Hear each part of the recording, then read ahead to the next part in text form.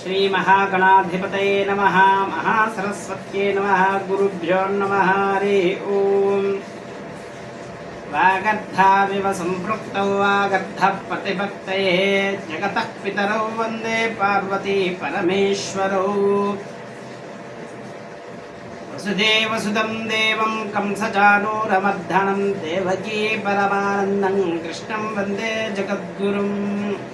कृष्णाय वासुदेवाय हरये परमात्मने प्रणतः क्लेशनाशाय गोविन्दाय नमो नमः। అందరికీ నమస్కారం। కార్తీక మాసం మొదలయ్యింది।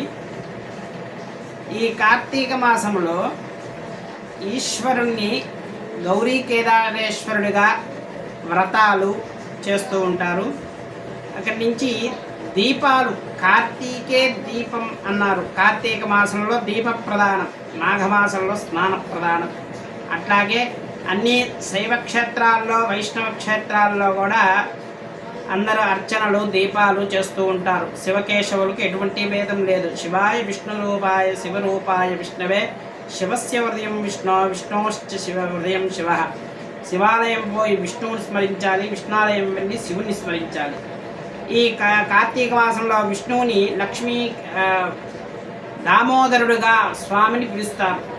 ఈ లక్ష్మీ దామోదరుడు అంటే ఏంటంటే ఈ కార్తీక మాసంలోనే ఆ యశోదాదేవి కృష్ణుణ్ణి దామము అంటే తాడు ఉదరానికి కట్టింది।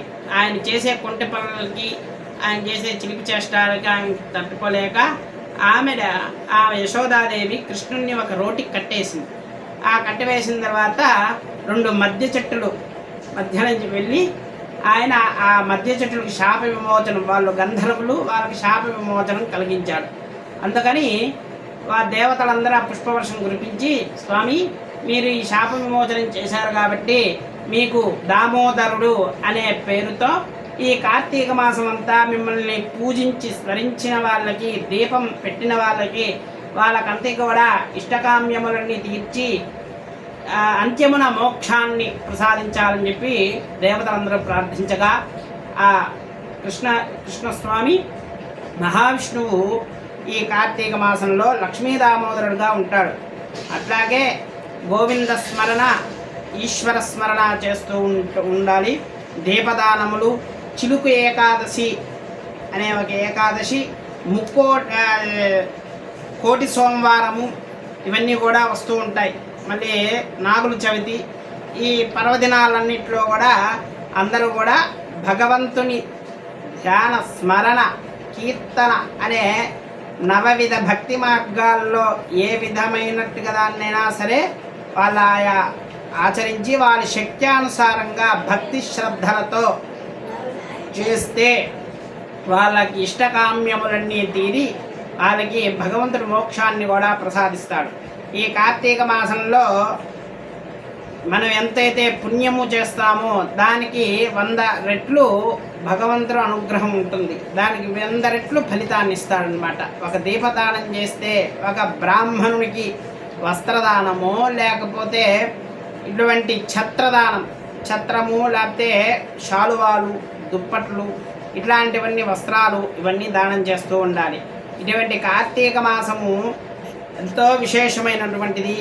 ఈ శివుడికి విష్ణువుకి ఎంతో ప్రీతికరమైనది కాబట్టి విష్ణు సహస్రనామ పారాయణలు, లలితా సహస్రనామాలు, శివ సహస్రనామాలన్నీ కూడా చదువుకుంటూ భగవత్కృపకు అందరూ పాత్రలు కావాలి। వాళ్ళ శక్త్యానుసారంగా గోపూజలు ఇవన్నీ హైందవ ధర్మంలో ఎంతో ప్రాముఖ్యతని పొంది ఉన్నాయన్నమాట।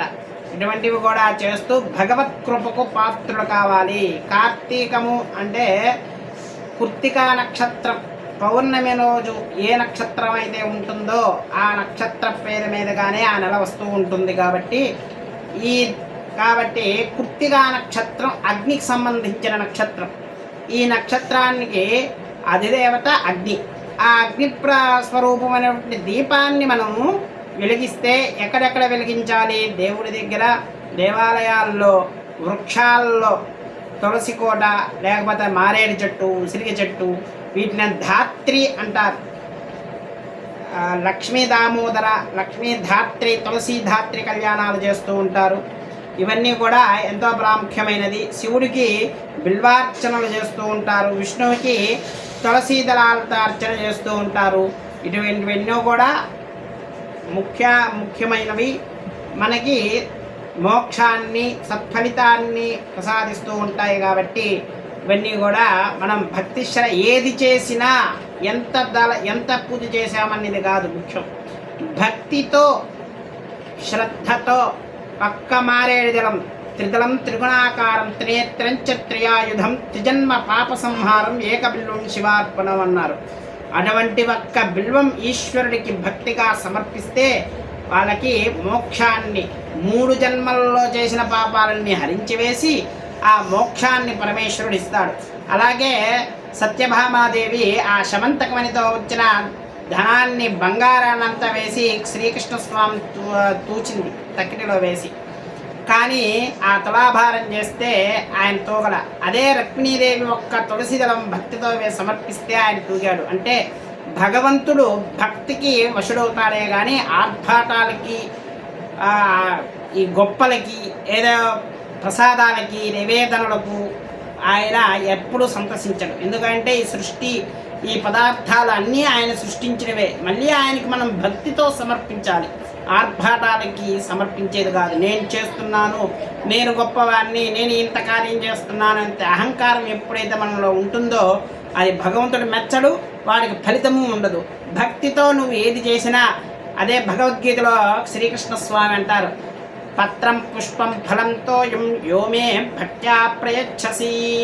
పత్రం ఫలం పుష్పంతోయం, పత్ర ఆకులు కానీ అక్కడి నుంచి ఫలములు కానీ పుష్పములు కానీ చివరికి ఏమీ లేవు, ఒక్క గ్లాస్ నీళ్ళైనా సరే భక్తితో సమర్పిస్తే ఆయన సంతృష్టుడై మన కోరిన వరాలిస్తాడు. అటువంటిది ఇటువంటి పుణ్యమైనటువంటి కార్తీక మాసంలో భక్తి శ్రద్ధలతో భగవంతుణ్ణి స్మరించి వారి వాళ్ళ అభీష్టాలన్నీ నెరవేర్చుకోవలసిందిగా భక్తులకి అందరికీ ఉదయపూర్వక నమస్కారాలు.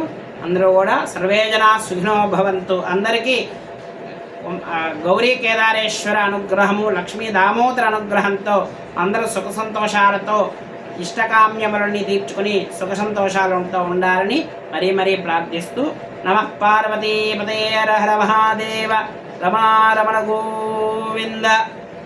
స్వస్తి.